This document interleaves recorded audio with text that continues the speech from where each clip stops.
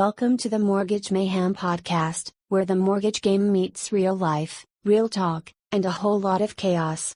We break down the deals, the drama, and the data behind the scenes of real estate finance, with a twist of street smarts, savvy, and a touch of madness.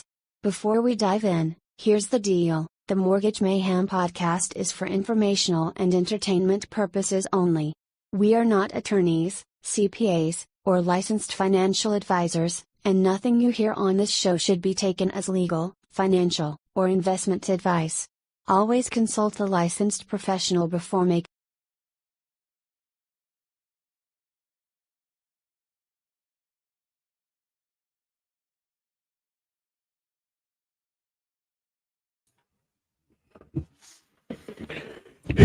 Hello. We're back again. Welcome to the Mortgage Mayhem podcast, where chaos meets clarity in the world of real estate, lending, and culture. My name is G Money, and today we've got a jam-packed show that blends headlines, hacks, and a deep dive that might change how you look at private lending. Let's dive right in. Let's start with some of today's most talked about headlines. Mortgage rates dip below 7% again.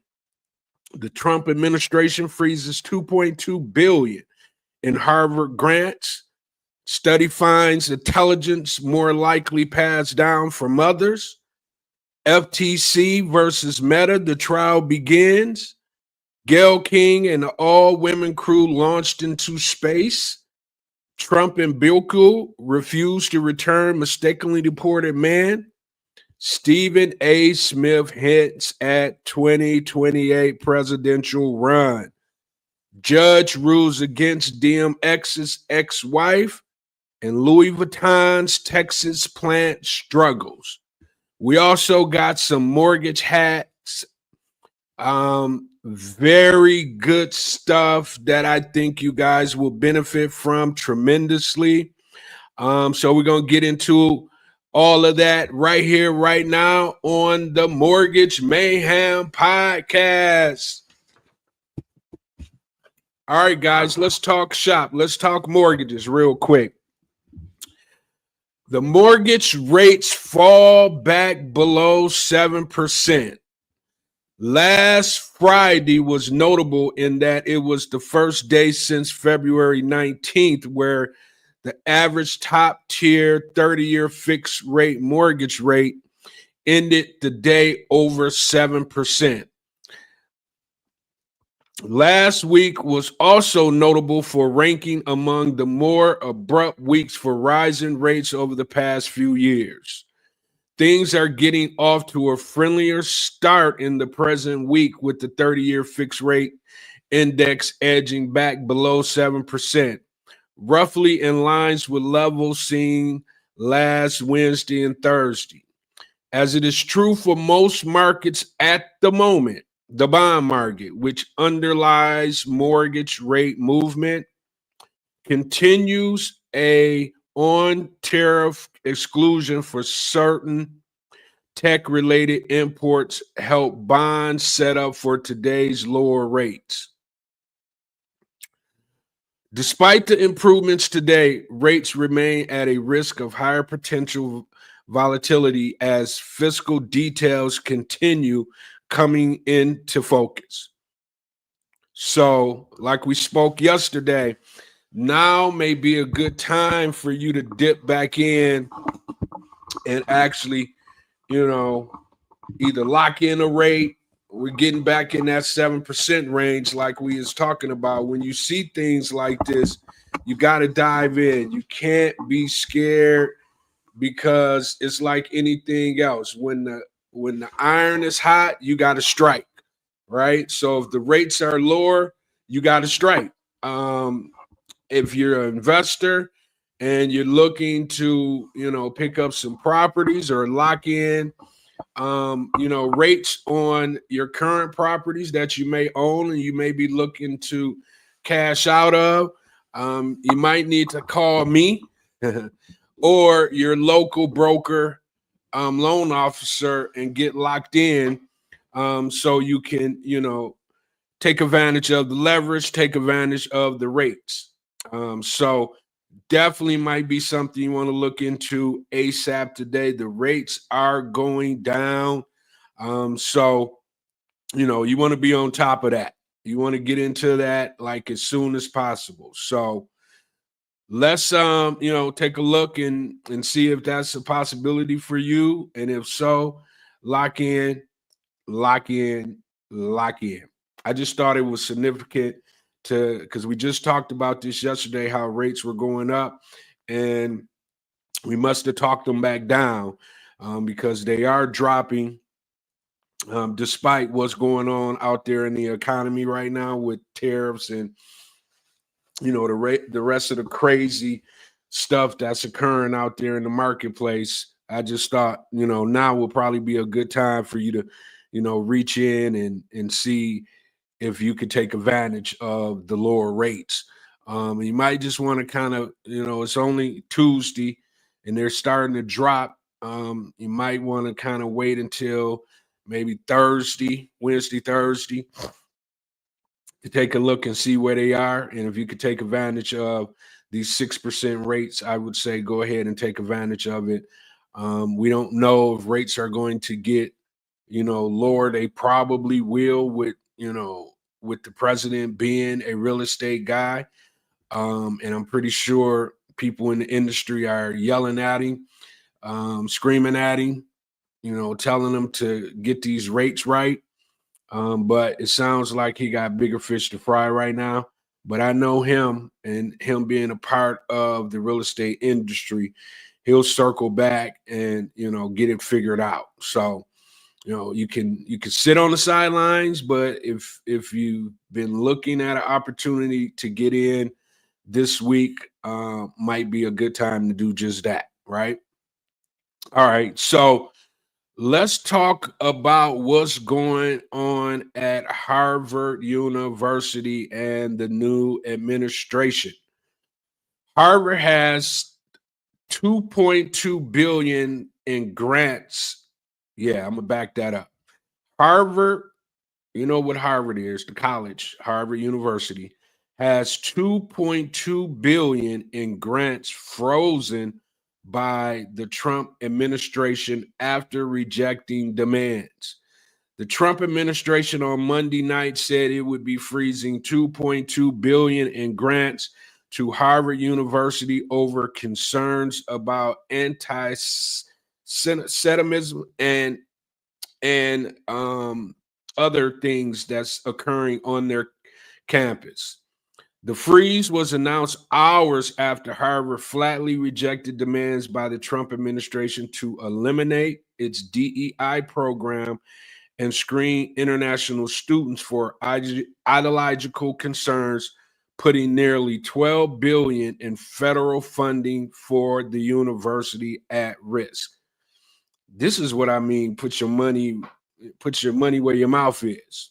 So they're basically saying, we're not going to, not have everybody at the table.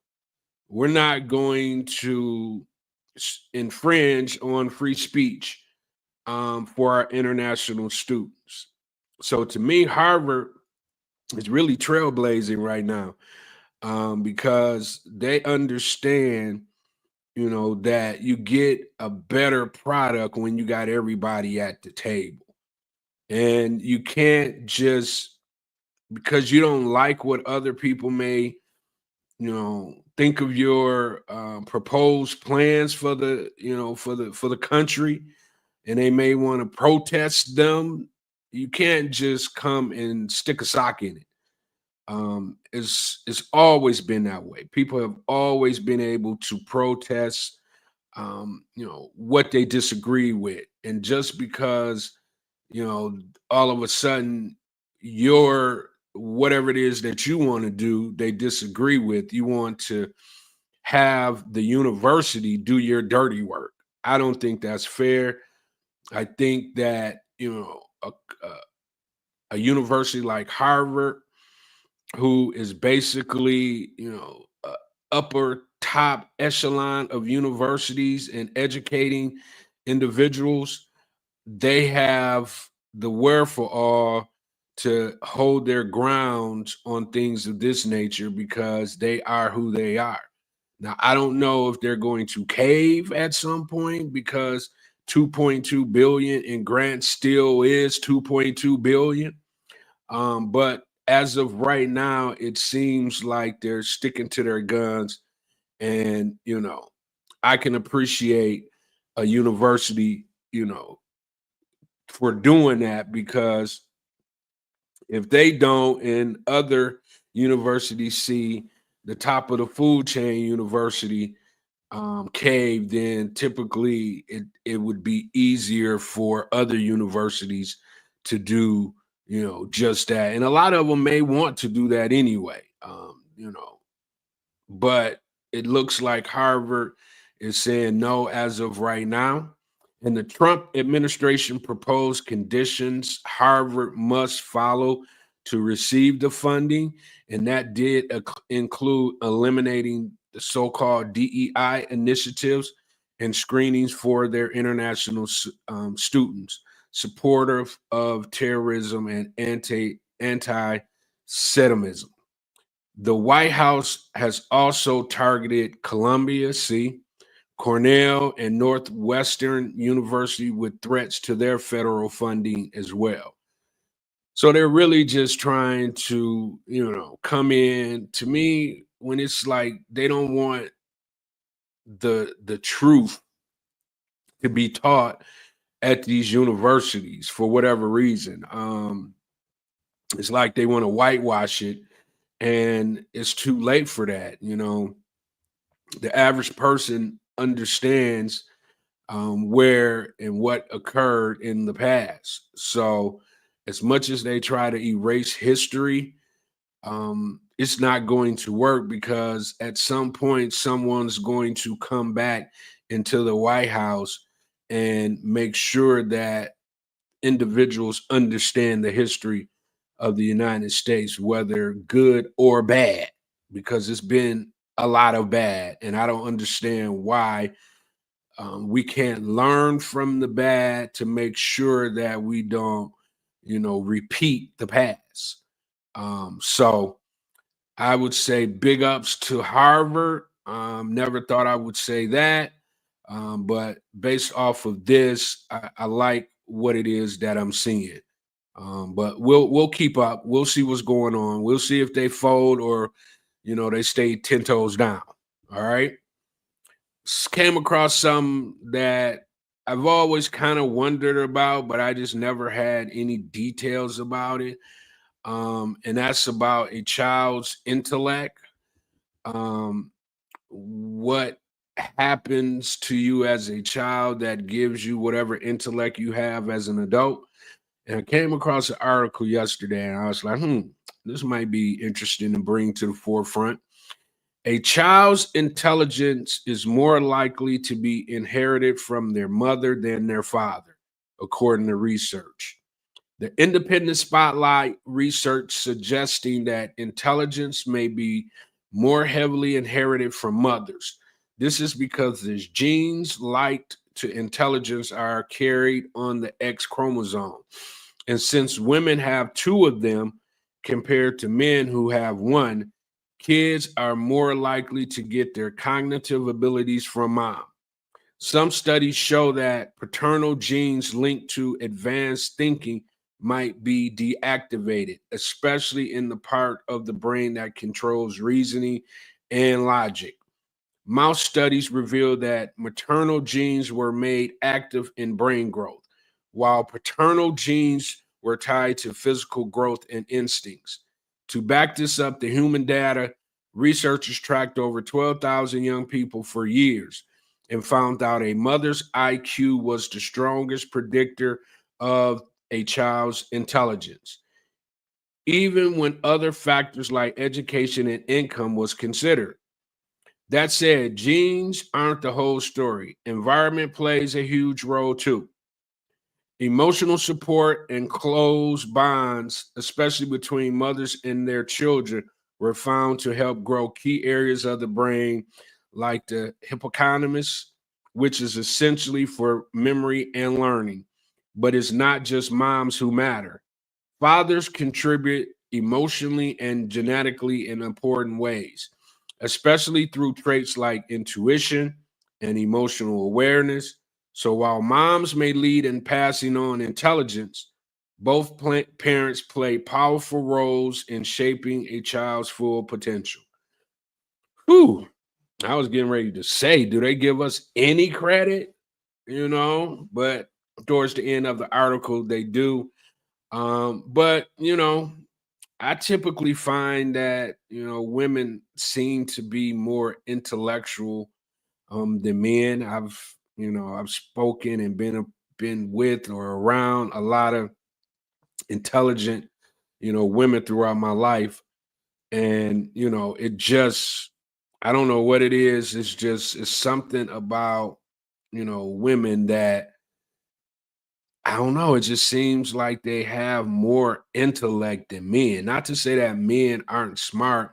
I mean, because we're smart in our own ways as well. But as far as just being intellectually superior, it does seem like to me, just by my own experience, that women tend to be more intellectual, and emotional. But, instincts, just having the wherewithal to,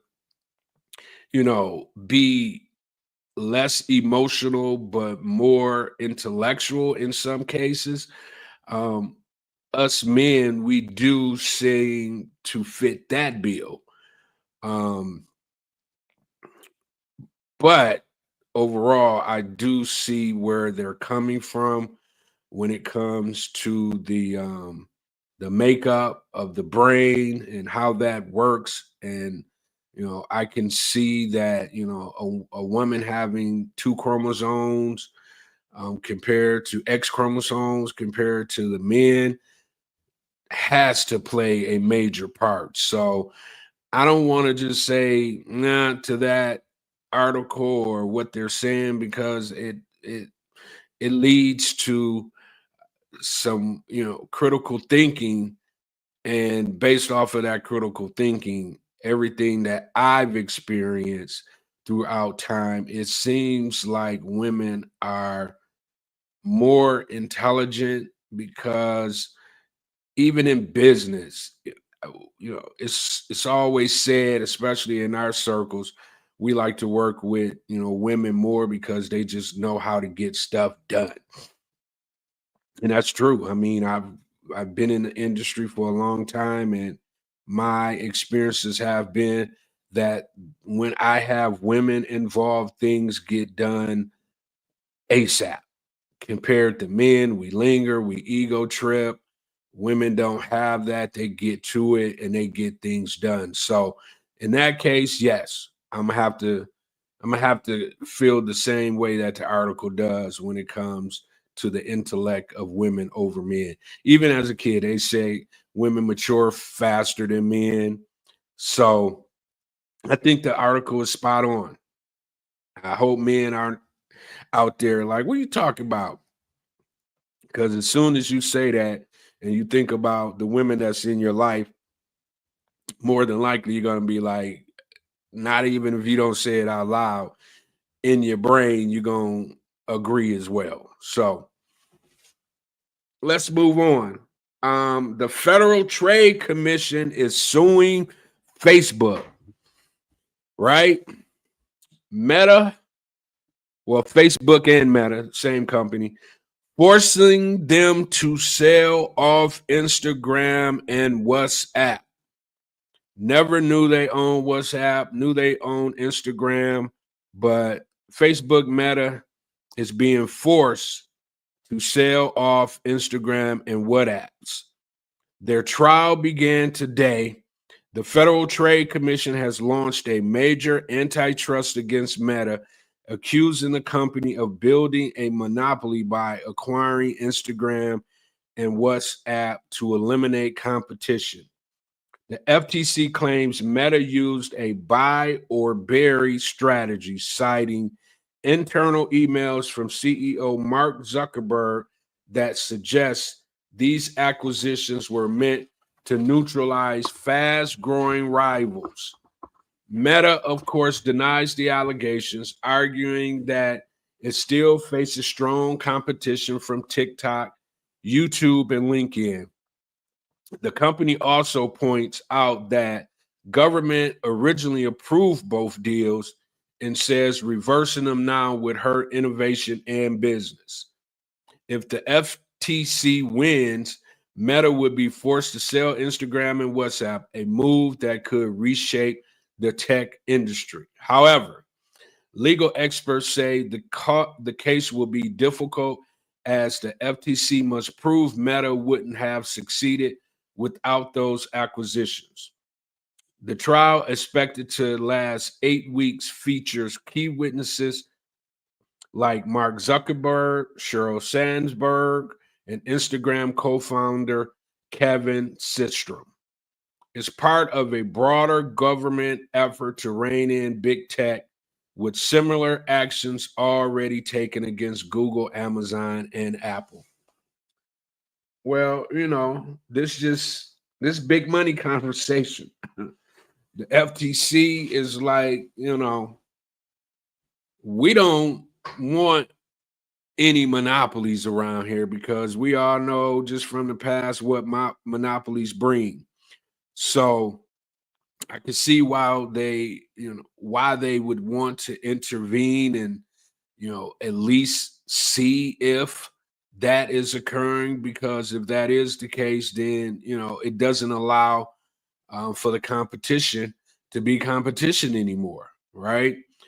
So I would say if the FTC had a problem with it, why would they allow Facebook Meta to buy Instagram and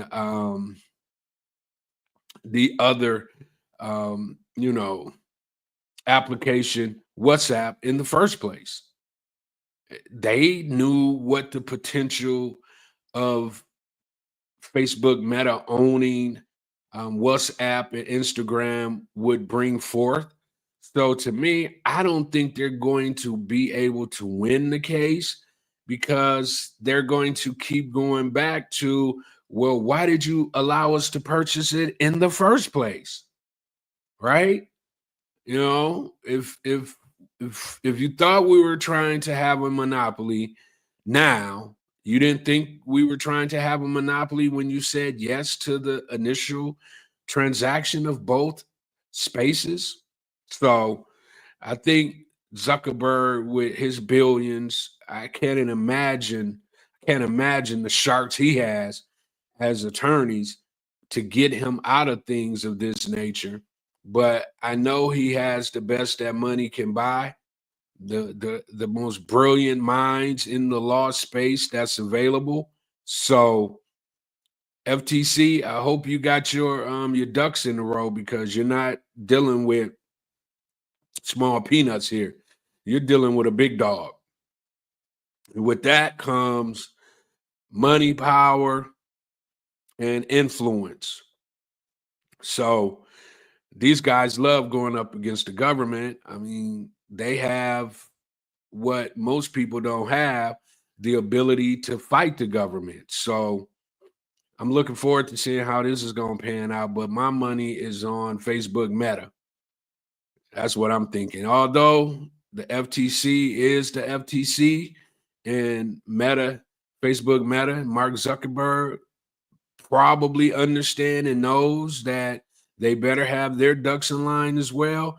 But it's definitely going to be a battle and wit for the ages. So we'll keep our eye on that as well. All right, so I know everybody been seeing everything. It's everywhere. It's on the TV screens. It's all over social media. Gayle King and Blue Origin's all-women crew return after historic space launch. The Blue Orion's first all-women flight crew blasted off Monday on a journey 62 miles above Earth's surface to the Kármán line, the internationally recognized boundary of space. The NS-31 mission marked the 11th human flight of Jeff Bezos' New Shepard program. The all-women Blue Origin flight crew lifted off on time Monday morning around 9:30 a.m. Eastern Time.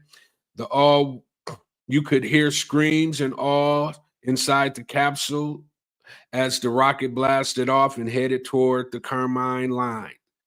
I got chills. I got tears in my eyes.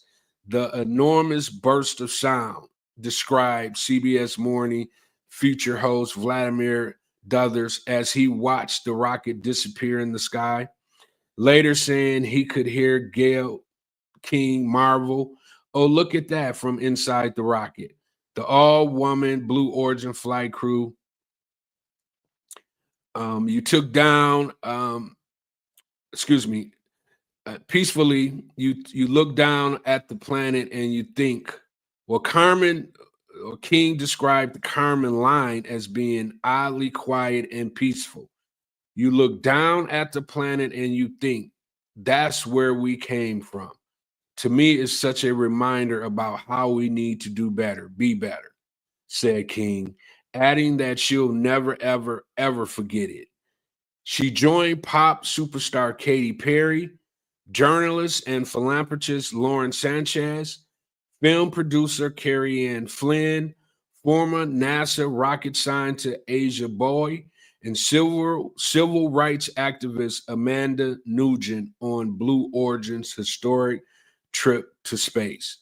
Boy is the Bahamian and Nugent, the first Vietnam and South Asian women in space. Wow. I mean, I've always kind of been geeky like that when it comes to space. I mean, I just love it. I love, people having the audacity to explore.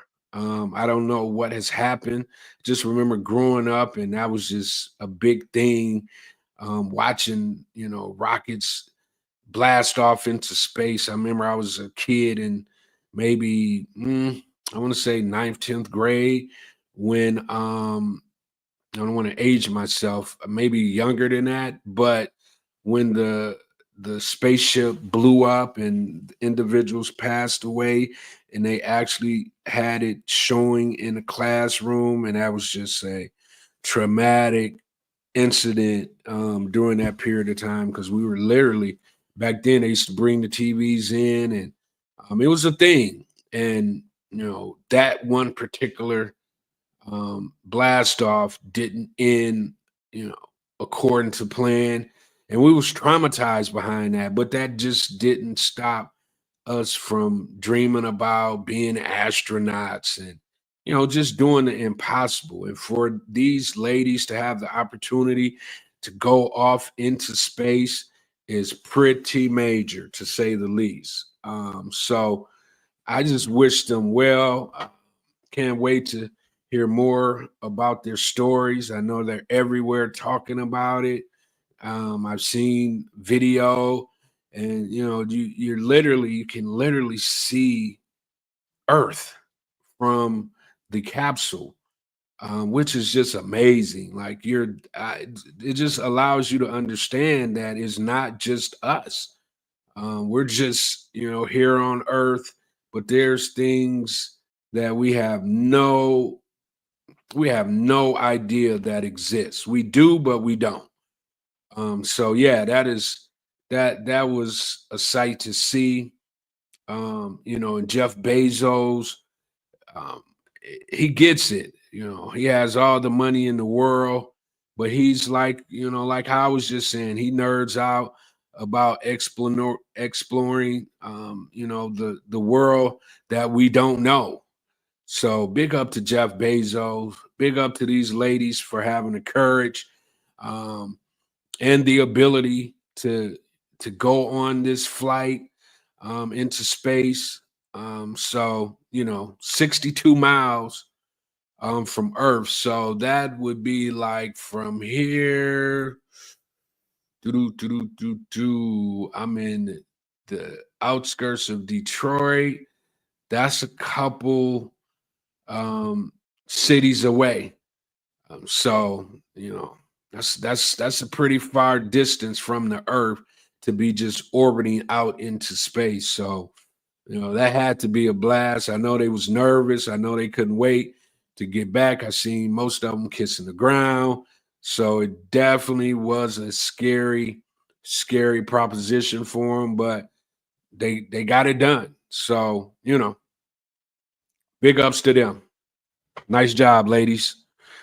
All right, so President Trump and Bokil say they won't return the mistakenly deported man back to the U.S.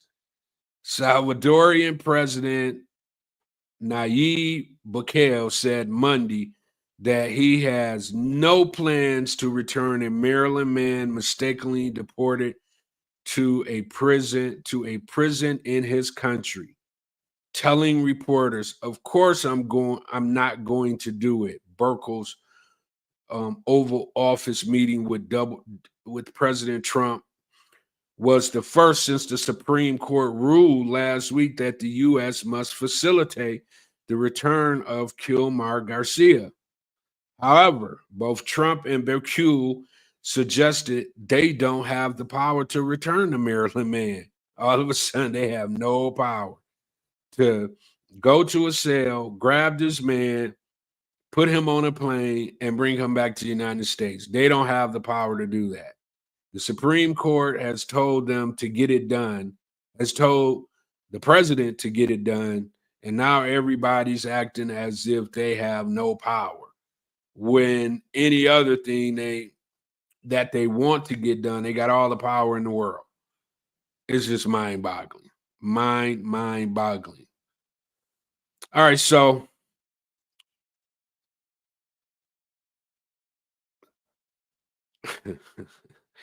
the Trump administration figures gather in the office mischaracterizing the substance of the court's order.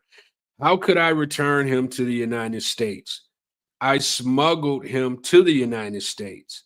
Of course, I'm not going to do it. The question is stupid, Bukele said, going on to refer to Abigail Garcia as a terrorist. I don't have the power to return him to the United States. I'm not releasing. We're not very fond of releasing terrorists into our country, he added, noting that El Salvador is no longer the murder capital of the world. Before Bukele spoke, Trump and a number of his aides suggested the decision would rest with El Salvador. That's up to El Salvador if they want to return him. That's not up to us, Attorney General Pam Bondi said. That's up to the El Salvador if they want to return him. It is not up to us, she repeated. Trump repeatedly bashed CNN reporter Caitlin Collins and the network for asking about Abigail Garcia. How long do we have to answer these questions from you? Why don't you just say, isn't it wonderful that we're keeping criminals out of our country? Trump remarked. But from everything that I've been told, he's not a criminal. So I don't understand how they're literally painting a false narrative on someone who is not guilty of anything. This is what throws me for a loop about this. I mean, if this guy has done, whatever he supposedly had been doing here in the United States and he needed to go back to his country because of those things, that would be one thing. I would be the first to be like, see you later, buddy. But from every indication, that's not the case. To the point where the Supreme Court has said, bring him back. So I don't understand. I guess it's because it's poster board material. I think the president thought he would be able to send people to jail in other countries and everybody would be tap dancing about it. The ones that need to go, yes, everybody is tap dancing. But the ones who are getting swept up for no reason and are innocent and have families and duties here in this country, then it's not okay to me. So I don't understand why this is going on. To me, it seems like the president and the Justice Department is playing hardball with the Supreme Court. And it seems like they're going to do that quite often, which is insane. But we're not in a dictatorship here. And I get the president has the opportunity to do his thing during his 4 years as the president. But right is right, wrong is wrong.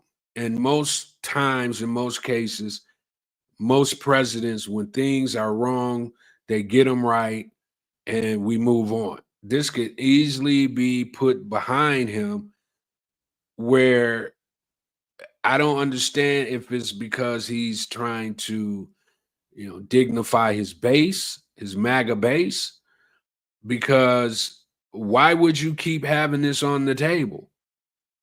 Get it off the table, get this man back here to the United States so he can take care of his family.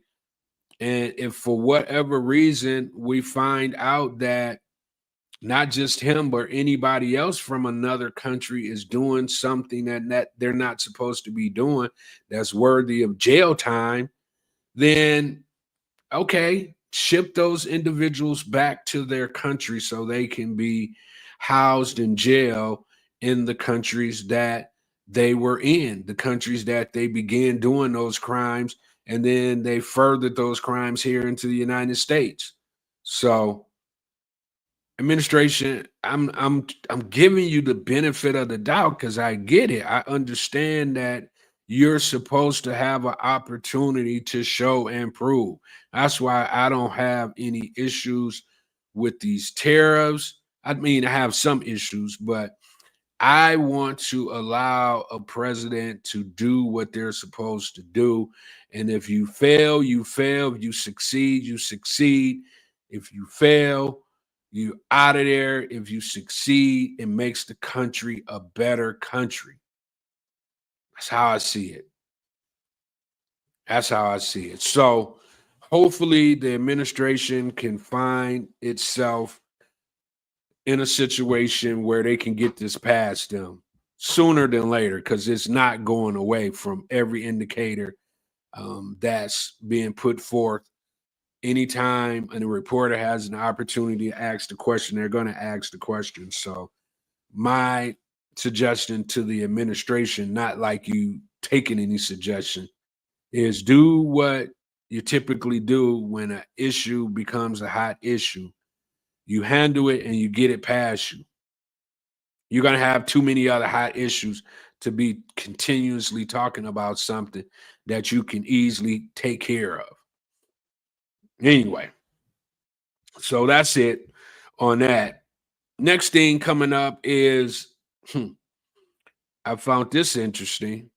According to reports, Stephen A. Smith said Sunday he might have to run for president in 2028 if Democrats don't offer a strong candidate. The ESPN host claimed he's received many requests to consider a run and feels he must keep the option open. I have no choice because I've had elected officials, and I'm not going to give their names, coming up to me, Smith told ABC News this week, Sunday.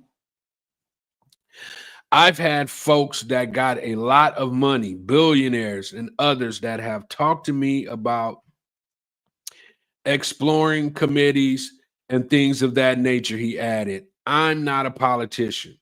I've never had a desire to be a politician. I would hope somebody else would step up that's more qualified than me. But if it has to come down to me, It is something I will consider, he added. So, Stephen A. Smith for president, huh? Hey, it's a free country. That's how I look at it. If you want to put your neck out on the line for the country because you feel like you can make a change, you can bring something to the table that nobody else has brought to the table, then I say have at it. I don't have nothing against Stephen A. saying what he said and him actually running in 2028. If the current president who came from out of nowhere can do it, Stephen A. Smith, who would be coming from out of nowhere, could put his hat in the ring as well. I think the bigger point is the Democrats not having someone to provide the space where this wouldn't even be a question. This wouldn't even be something that we would be talking about because we would know who has the ability, who has the want to be the next president. There's a lot of people out there, but I mean, we just don't know who has the wherewithal or the ability, just based off of in our face information, that's willing to step up to the plate on the Democratic side. Of course, when it's time, it's going to be several people that steps up to the plate, but we want someone who's ready to get it in. When I say we, I'm not saying me as a Democrat. I'm just saying we as the people and those who are Democrats. They want a new type of Democrat, just based off of everything that I'm seeing. They want someone Trump-like without the baggage, someone who's going to stand up and fight for, the common people and, look at giving those people a better life here in the United States. And they need somebody with passion and has that written all over their face. And from every indication, just by the bench that we've seen, the bench that we know of, I, I don't know. I mean, I don't know. Stephen A. Smith must feel the way that I feel because he's saying the same thing that I'm saying. There's nobody that we can clearly see that's ready to step up and, handle the business of the Democrats without doing it the old way. We're tired of the old way. That's why people love the new president, because he didn't do it the old way. He went against the grain, no matter if you liked it or if you did or didn't. That's just how he rolls. And most people like it because it's something different. It's not the same plain Jane watered down. And that's what people want from the Democrats. They want somebody who comes in and just doesn't stick to the script. So if Stephen A, hey, be prepared for what comes along with that, buddy. But if you want to put your hat in the ring, put your hat in the ring. But all skeletons will be brought to the forefront. So if you're willing to, get into that, then okay, we'll see. You got some years to continue to consider it.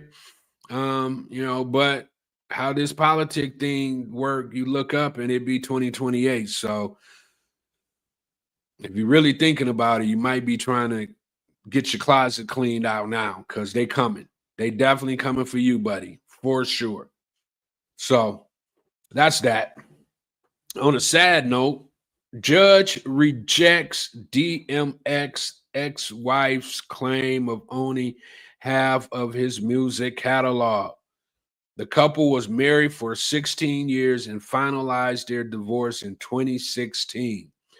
A New York judge has ruled that Tashiri Simmons, the ex-wife of late rapper DMX, is not entitled to 50% ownership of his music catalog or intellectual property rights. The couple divorced in 2013 and following DMX deaths in 2021. Simmons filed a lawsuit claiming co-ownership of his artistic and business legacy. However, Judge David Everts determined that their divorce agreement did not clearly grant her ownership, only rights to royalty payments. Although the divorce settlement mentioned Simmons was entitled to 50% of intellectual property rights, the judge clarified that this language did not explicitly assign ownership of copyrights or trademarks.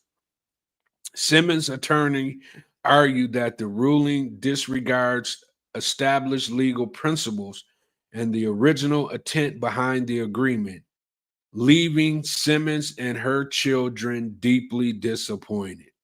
Wow. I mean, I don't want to speak too much on this, but I just want to. The one underlying rule is you just got to have your house in order no matter what, because these are the type of things that happen. Your kids suffer.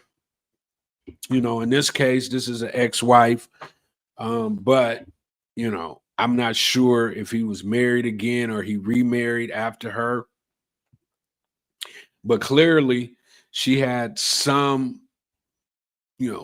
type of rights when it came to his portfolio of music. It sounds like her attorneys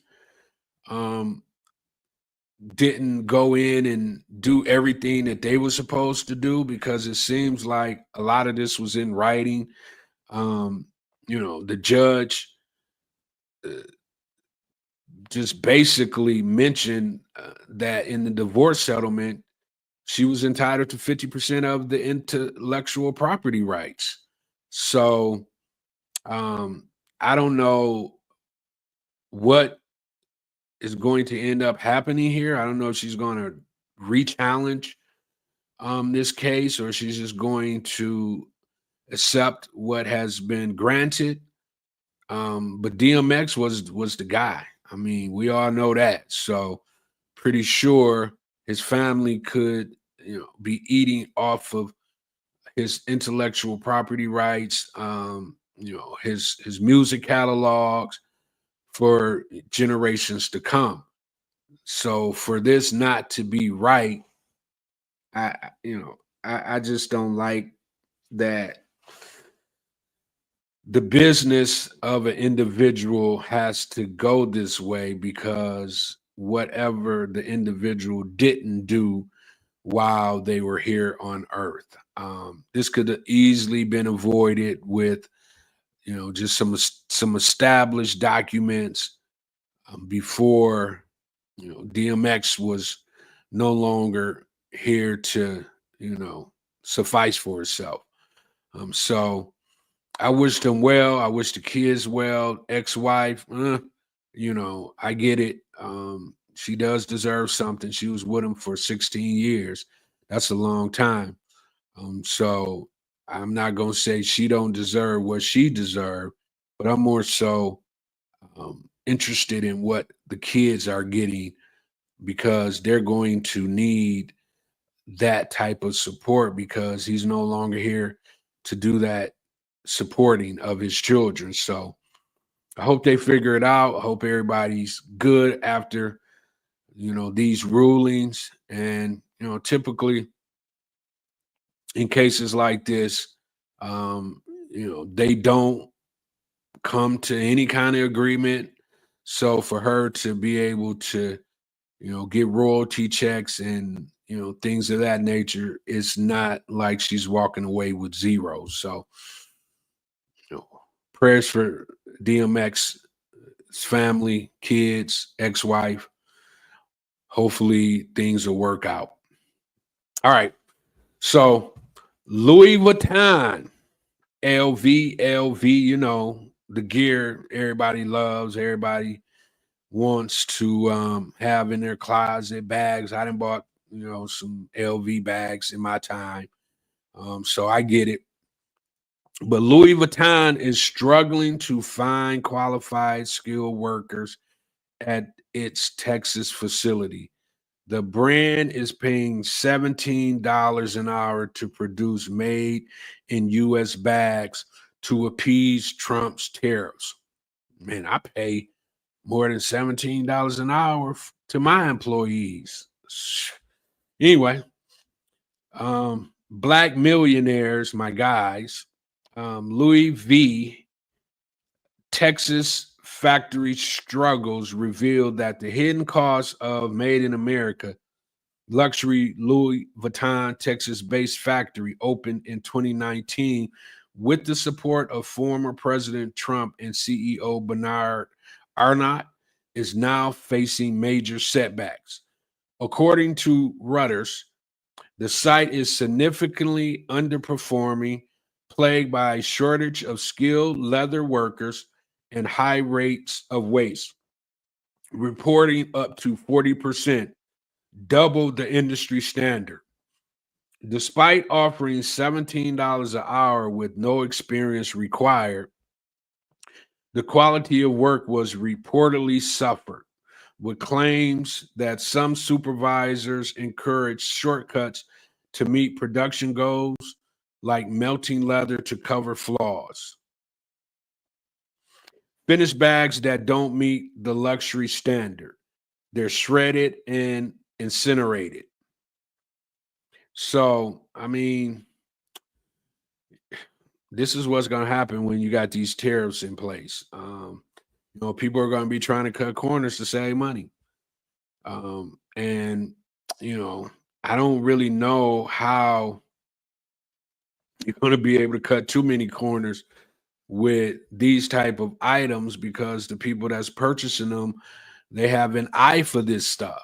They're going to know, that this is not how it is supposed to be. So hopefully these guys, because I'm not saying Louis Vuitton shouldn't be able to, coincide and make money, and because it's a brand that a lot of people love. I like it. So I'm not saying do away with Louis Vuitton, but if you have a plant here in the United States, step your game up. If your bags and your luggage and your coats and your shoes and your this and your that is pretty much selling, at a rampant pace, which it is, then step your game up. Train your workers. You got time. It's not going anywhere. I get it. You got deadlines you got to meet, but you can't be underperforming. That's not going to get it. And you have to find employees that you can train up and pay them a decent wage in order for you to get the products that you want. It's that easy. Pay and you'll get the products that you want. It's not like you got to cut corners on pricing. People are going to pay for it regardless. Women love it too much. And when women love things, men will make sure that they have it. Period. So I would say stop cutting corners, get you some skilled labor in there, pay them some money, and get your product out here into the world. Just in the United States alone, you can go hard with Louis Vuitton. So, I know other countries is buying it at a rampant pace as well, but you best to believe they're buying it at a rampant pace here. So, cut them, get you some skilled labor, up they pay, get the product out to the masses, maybe cut costs a little bit, and the percentages that you're losing, you'll make up fairly quick. Just adjust them prices on them bags a little bit and see how they be flying off, the shelves, the coats and this and that, Show some people that you willing to cut them costs a little bit and see what happens. So, although I want you to get it better, I don't feel sorry for you. I want you to do what you're supposed to do as a major corporation to, you know, do business. You know what you got to do? Stop acting like you don't. Come on, Louis Vuitton. What's crazy is I didn't even know we had a factory here in Texas. Who knew? I didn't even know. I thought Louis Vuitton was being made somewhere else and shipped to the United States.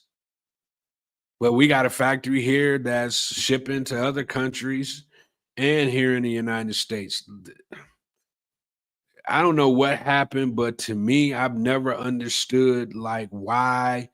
I get it. That's what these tariffs are kind of about right now. But why would we not be the country that's selling everything to everybody? I don't get it. I get it because, people want to have cheap labor. That's why they go to these other countries. But if we could just suck that up and get everything here in the US and send it to everybody, including here in the US, why wouldn't we be the powerhouse that we claim to be? I just don't get it. But anyway, let's move on to the next thing. I'm about to give y'all some mortgage hacks. And then I'm going to allow our great duo, my deep dive crew, come up and talk about a company who I've done business with. And if you're out there and you like to do fixing flips and fixing holes, we're going to get into a company that you've probably heard of, Temple View Capital. We're going to break them down, see what they're talking about. But before we get into that, let's talk about a couple different mortgage hacks, right?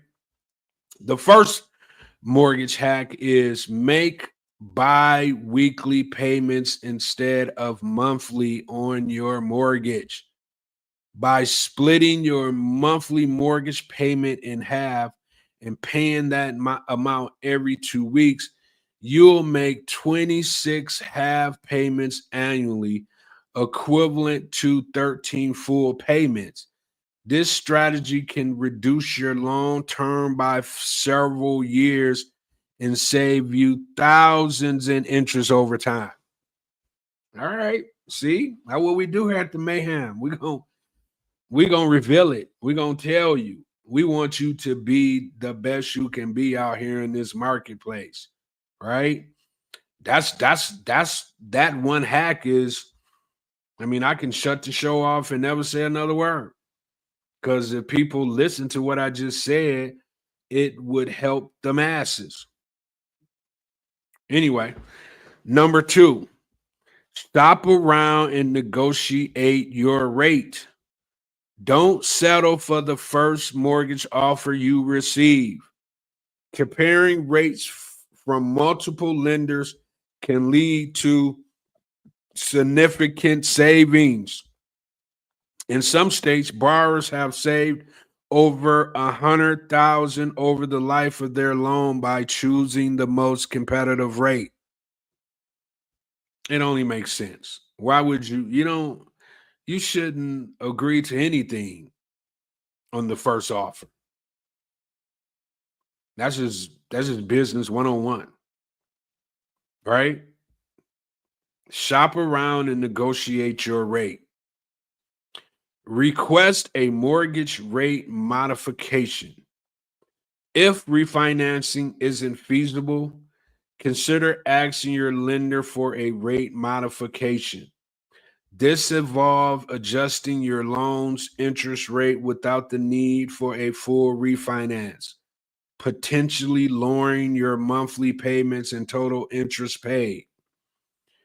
Request a mortgage rate modification. That's huge. You ain't trying to refinance, see rates are dropping. Ask your lender for a rate modification. See what they say. It's just adjusting your interest rate, you know, without the need of a full refinance. That potentially lowering your monthly payments and totally interest paid. So think about that. Think about that.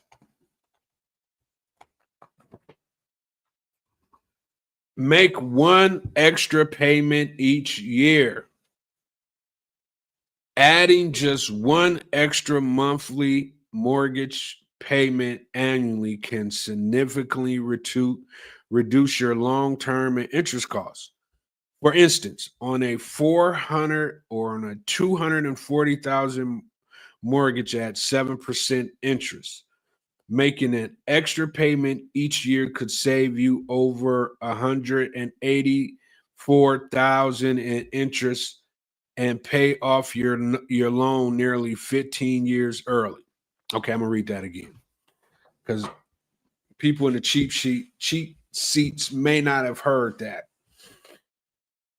But for instance, on a $240,000 mortgage at 7% interest, making an extra payment each year could save you over 184,000 in interest and pay off your loan nearly 15 years early.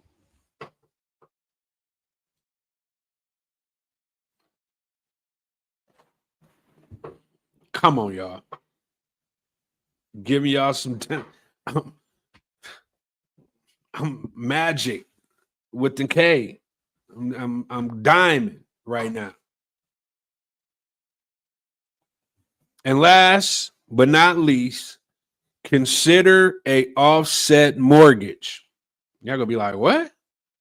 An offset mortgage links your savings account to your mortgage, reducing the interest charge on your loan by offsetting the loan balance with your savings.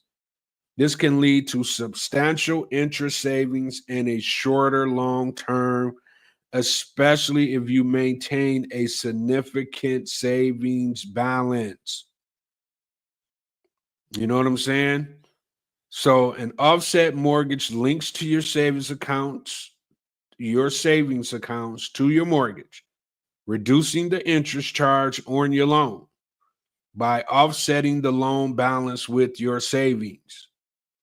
This can lead to substantial interest savings in a shorter long term, especially if you maintain a significant savings balance. All right, that's my 5 hacks for the day. I kind of like it. I'm going to bring you more hacks. More hacks. When you leave here, you're going to be educated about the game. I promise you. I'm giving it up. Nobody is giving you this amount of game. Plus, I'm mixing in current events that you're interested in. I don't understand. You should be, if you don't listen to me live, you definitely should be listening to me via the podcast on all podcast platforms. And I also have a YouTube channel as well. So it's no excuses, right? The Mortgage Mayhem podcast is on Spotify, Apple, all the podcast platforms. And I have a YouTube channel as well. So this game that I'm giving is there.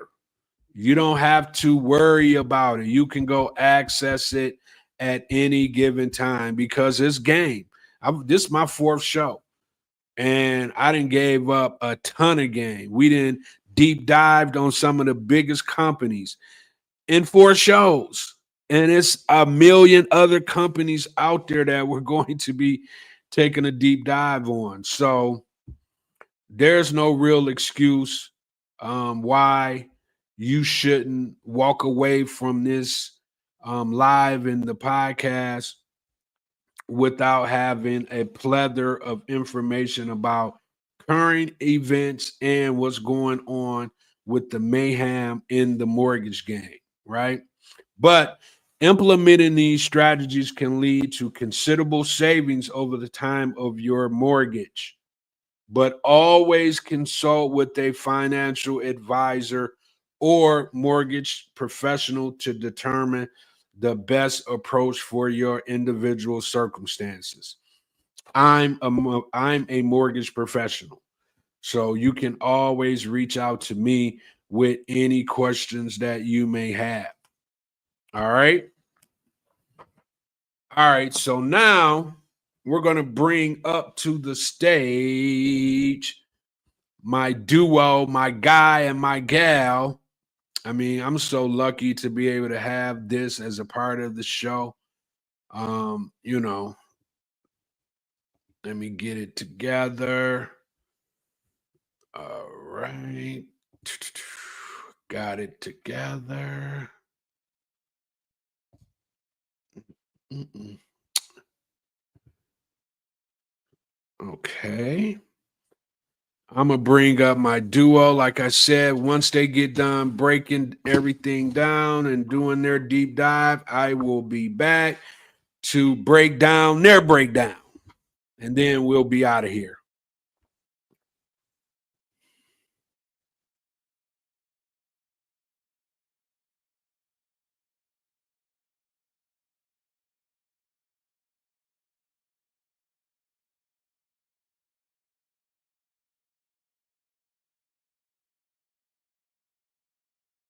Welcome back to the deep dive.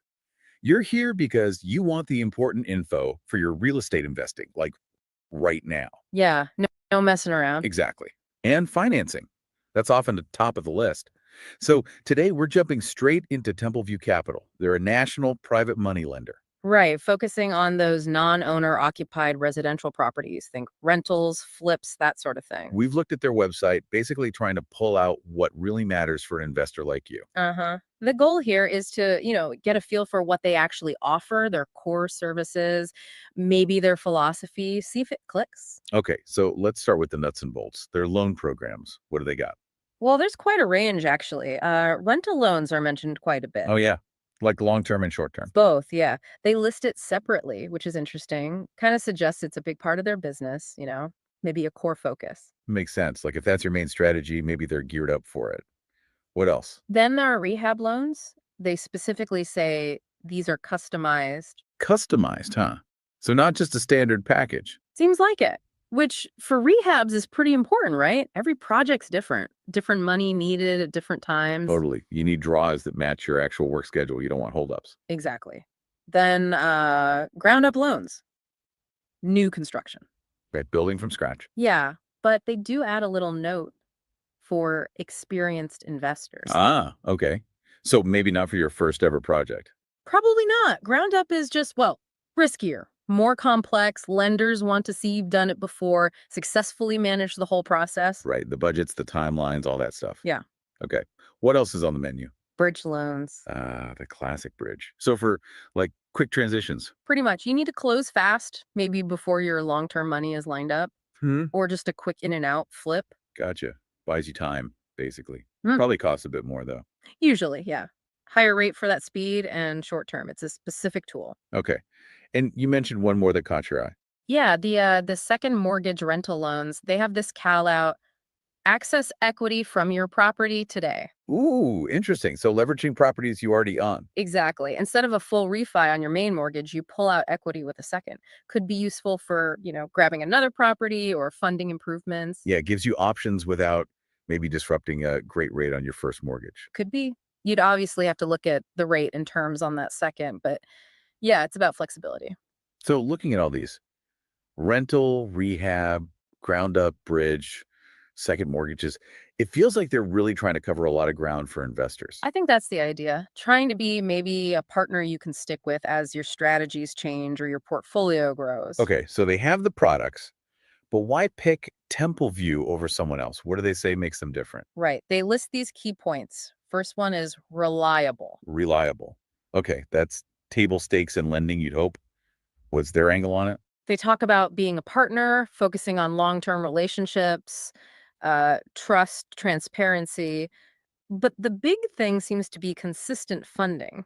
Ah, regardless of market conditions. That's what they claim. They literally say, have the capital to deliver funds when you need it, where you need it. That's a pretty bold promise, especially if the market gets shaky. Yeah, that's huge. Knowing the money will actually be there. Mm. Okay, what's next? Trusted. Okay, reliable, trusted, related, but slightly different. Yeah, here they lean on their track record. Say thousands of borrowers trust them nationwide. And why do these borrowers trust them? They list the usual suspects: competitive rates, flexible terms, fast closings, good service. They also mention adapting to provide the best possible rates. Adapting rates. That suggests some flexibility, maybe, not just rigid rate sheets. Could be worth asking about if you talk to them. Definitely. Okay, third point. Innovative. Innovative lending. What does that mean? Fintech stuff, AI underwriting. Not necessarily based on their description. It sounds more about understanding individual needs and tailoring the programs. Like the customized rehab loans we talked about. Exactly. They say they're willing to evaluate, evolve, and engage. Sounds like they're not afraid to tweak things for clients or adjust to the market. Maybe more creative structuring on deals. Okay, so innovation through flexibility and tailoring, not just tech. Hmm. Got it. What else? Customer driven. All right, focusing on the borrower experience. Yeah, they emphasize excellent service throughout the whole project lifecycle, designing programs with investors in mind, taking time to solve problems. That sounds good. Like having someone you can actually talk to if things get complicated. Right, which they can in real estate. Tell me about it. Okay, next. Transparent. Always a good sign. How do they define that? Simple, fast, reliable process, upfront communication, a common sense approach, basically no hidden fees, clear terms, knowing what's going on. Yeah, you definitely want that. Avoid surprises. And the last one? Expertise. Okay, so their team knows their stuff. That's the claim. Decades of combined experience, proven track record, developing creative funding strategies suggests they've seen a lot and can handle tricky situations. So putting it all together, reliable funding, trusted track record, innovative, flexible approach, customer-focused service, transparent process, and an experienced team. That's their pitch. Pretty much, yeah. That's what they're highlighting on their site. Okay, practical question then. Where do they actually operate? Is this truly national? Well, they list specific states: Arizona, California, Minnesota, Oregon, Nevada, and Utah. Utah had that specific note, right? Something about residential first mortgages. Yeah, via residential first mortgage notification. Sounds like a specific regulatory thing they follow there. Good they pointed out. Okay, so those 6 states are definite. What if you're somewhere else? They do add that other states might be approved on a case-by-case basis. Okay. So not a hard no if you're outside that list, but you need to talk to them. Exactly. Worth an inquiry if they seem like a good fit otherwise. Right. Now, you mentioned they have client testimonials on the site. Those can be revealing. For sure. Always good to see what actual borrowers are saying. Let's see. LC praises their communication, calls their products great for investors, even says one of the best hard money lenders out there. Wow. Strong praise. Lines up with that customer-driven and trusted stuff. It does. Then BH mentions something specific: advanced draws. Advanced draws, like getting funds slightly ahead of schedule. Could be. Definitely a practical plus for rehabbers managing cash flow. Oh. BH also mentions underwriting might be a bit slower, though. Okay, good to see some balanced feedback included. Adds a bit of realism. Yeah, I agree. NG reports no issues, quick to close, and praises specific people, Matt S. and Danielle O., for communication and knowledge. Multiple loans, quick closes, good people. Reinforces efficiency and expertise. Then there's JH. This one's pretty strong. Talks about more than 10 loans and referrals. Says Templeview exceeded expectations, highlighting professionalism, attentiveness, dependability. Over 10 loans. That's a long-term relationship. Definitely suggests they're delivering on that reliability promise for some clients.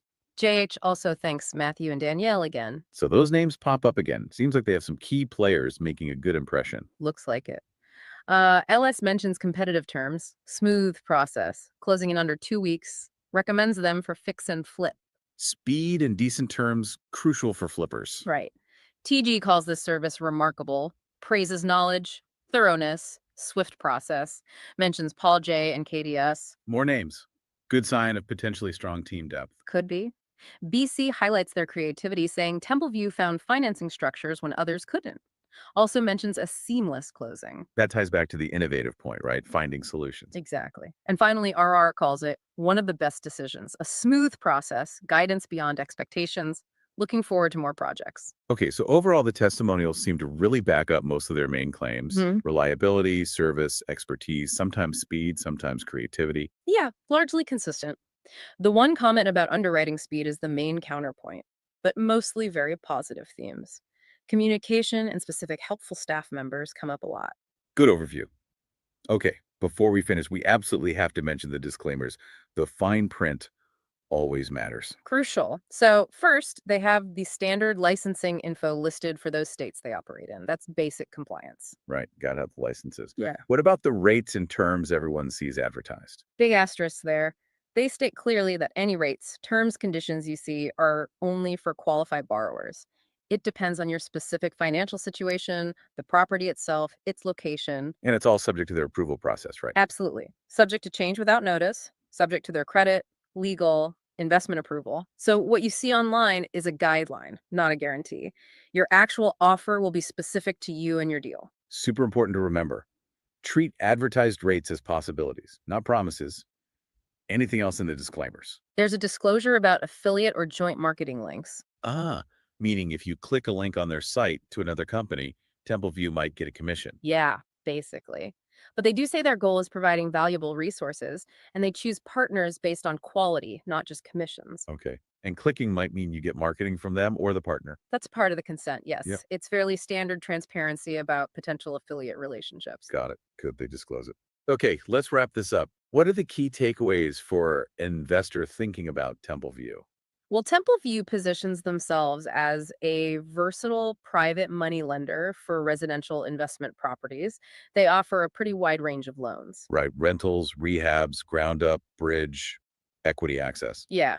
And they really hammer home themes like being reliable with funding, trustworthy, flexible, or innovative in structuring deals, customer focused, transparent, and having an experienced team. And the testimonials mostly seem to back that up, highlighting good communication, helpful staff, and effective solutions. Largely, yes. But, and it's a big but, remember those disclaimers. Definitely. Your specific deal, your qualifications, that's what determines the actual terms you'll get. The website is just the starting point. Absolutely critical to keep in mind. Okay, so here's something to think about. Given the loan variety and their stated focus on partnership and tailored solutions, how could a lender like Templeview potentially fit into your strategy? Maybe they open up possibilities you hadn't considered, or maybe their approach aligns with how you like to operate. Yeah, worth pondering how their specific offerings might help you tackle your next deal or even scale up your investments. Food for thought. Thanks for tuning in to the deep dive.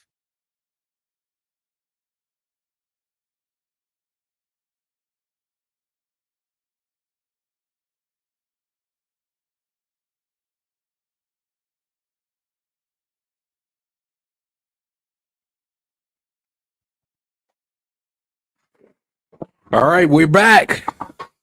That was Templeview Capital deep dive by my peeps. Man,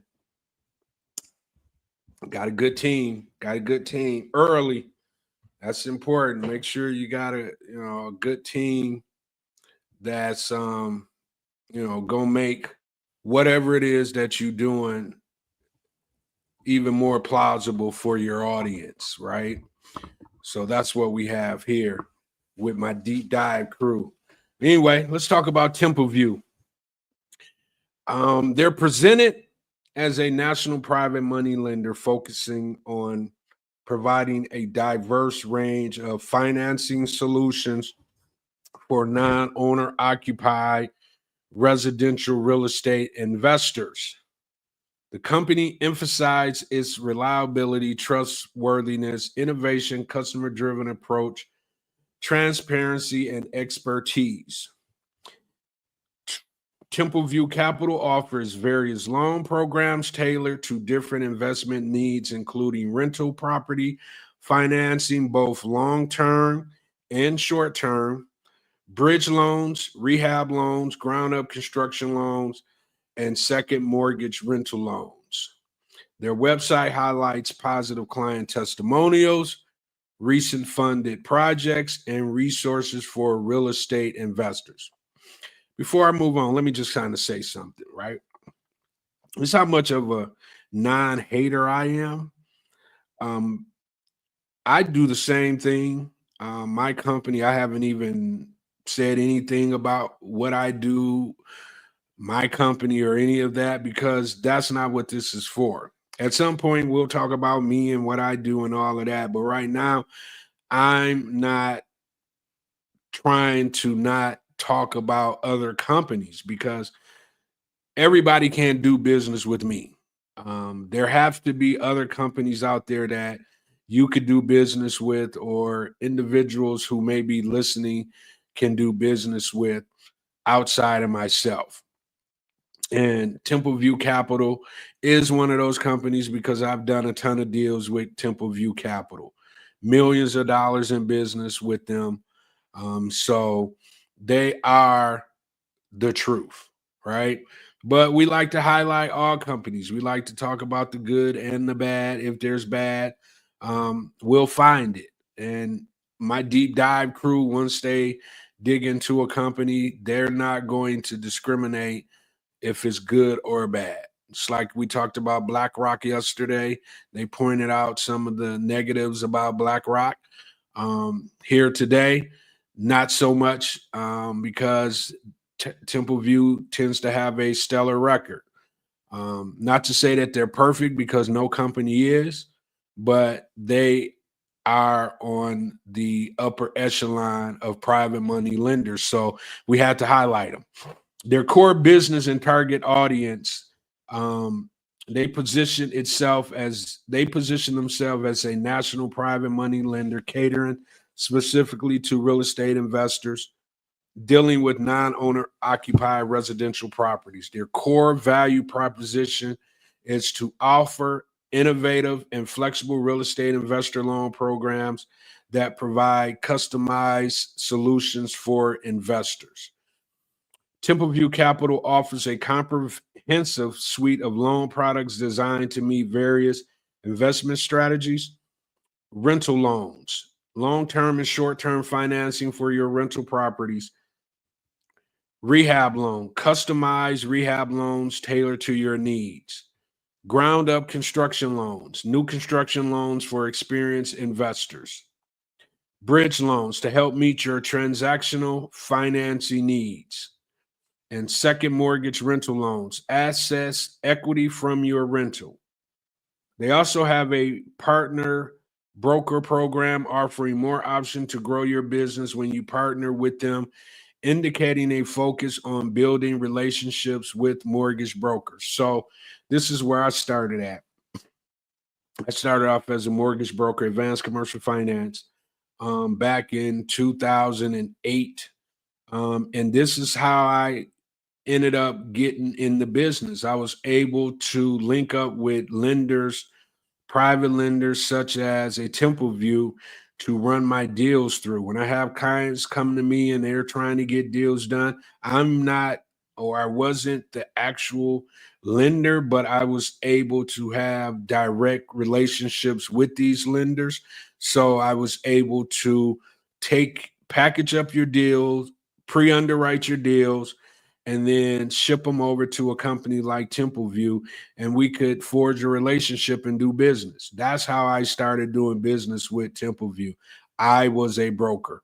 And I don't know if you know, anybody can be a broker. You don't need a license.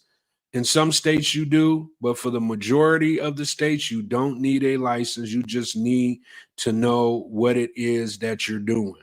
We'll have a segment on how to become a broker at some point during these these lives. Not today, but I think it's vital that you have that information, because that can be another stream of revenue for you, to the point where you can make 10, 15, 20, 30, 40,000 a month just by submitting deals to lenders like a Templeview, submitting deals to a lender like myself, and we're able to pay you a commission upwards of 3 to 4% per deal. But anyway, we'll get back into that on another day. But that is what they mean by being able to have a partner broker program. All right, so reliability. Templeview Capital presents itself as more than a lender, They're a true partner that values long-term relationships built on trust, transparency, and reliability. They ensure borrowers of secure and reliable funding regardless of market conditioning. Trustworthiness, the company claims to be trusted by thousands of borrowers nationwide due to its competitive rates, flexible terms, fast closing, and great service. They aim to be a trusted partner who adapts to offer the best possible rates, innovations.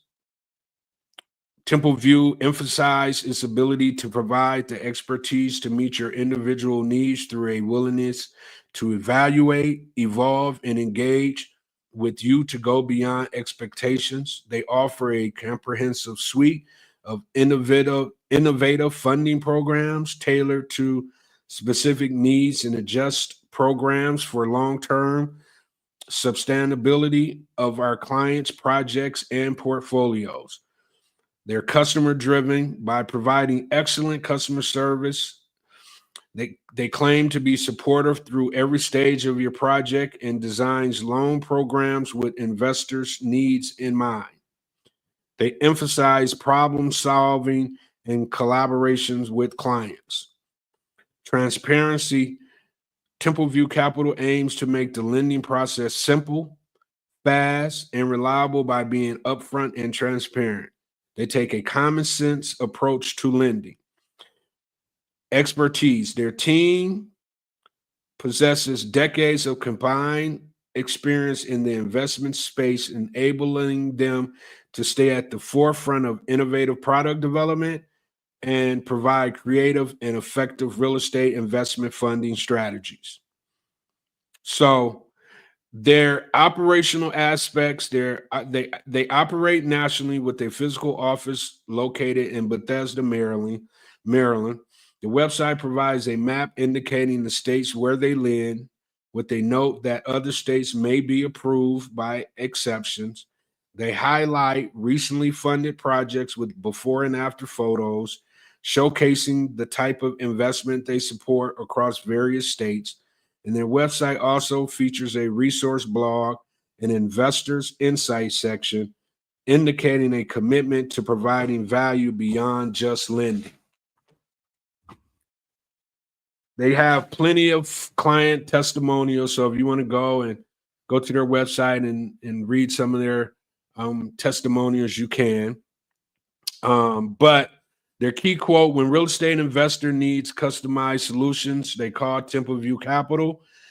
Templeview is more than a lender. We're a true partner that values long-term relationships that are built on trust, transparency, and reliability. Working with Templeview gives you the expertise to meet your individual needs. No one is the same. Therefore, they are willing to evaluate, evolve, and engage with you to go beyond expectations. So Templeview Capital presents itself as a reliable and innovative private money lending lender specializing in financing for non-owner occupied residential and real estate investors. They offer a diverse range of loan programs, emphasizing strong client relationships built on trust and transparency, and highlight positive experience from their borrowers through testimonials. Their website serves as a comprehensive overview of their services, values, and contact information, encouraging potential clients to reach out for customized financing solutions. Templeview Capital, that is our deep dive private lender for today. So that's a wrap for today's episode of the Mortgage Mayhem podcast. We covered the latest from DC to deep space, plus real estate trends that can impact your portfolio. And our deep dive on Templeview Capital is just a preview of mortgage power players we're going to be spotlighting all season long. Next show, we're going to be digging into a financial force that's everywhere, but hard to see. Think bigger than banks. Stay subscribed. If you're not subscribed, stay sharp. And remember, when the market's wild, we'll bring the mayhem. Bet? All right, we out.